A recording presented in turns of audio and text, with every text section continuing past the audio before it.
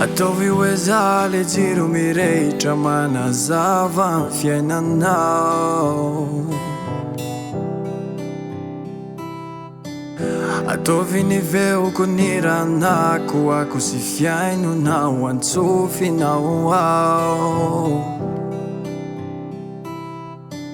Hoe ny masoko no tena tianao hita sy fijerinao.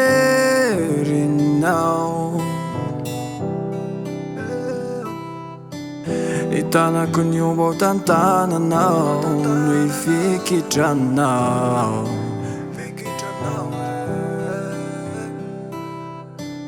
Midira mi fiainako ampivoatra azy izy kelikely. Apisy hafaliana mamino fenona sy ho kely. Tsy anana voasoratra mihitsy ny antsika fa alefaso. Ataovy hoe tsy hitako zany hoe fiafarana, fa avelao hitsanona ho tamana. Fitiavan'io tsy arary fa vao may ho salama. Mba ekenao hoe za le izy fa zararana. Avelao mba hiditra mba akafanana, miaraka aminao hafa ihany, hafa ihany, yeah. Hafa ihany.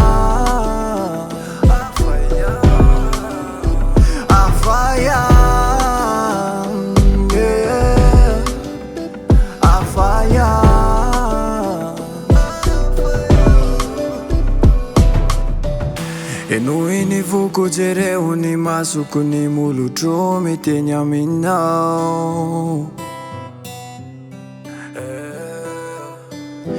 Tiako tezaina sy iainana zay zavatra rehetra iainanao. Tsy raha tsy fisainana fa mba mibanjina no avy miaraka aminao, yeah. No fintanteraka nena raha toka manaiky ianao. Ataovy hoe tsy hitako zany hoe fiafarana, fa avelao hitsanona ho tamana. Fitiavan'io tsy arary fa vao may ho salama. Mba ekenao hoe za le izy fa zararana. Avelao mba hiditra mba akafanana, miaraka aminao hafa ihany, hafa ihany.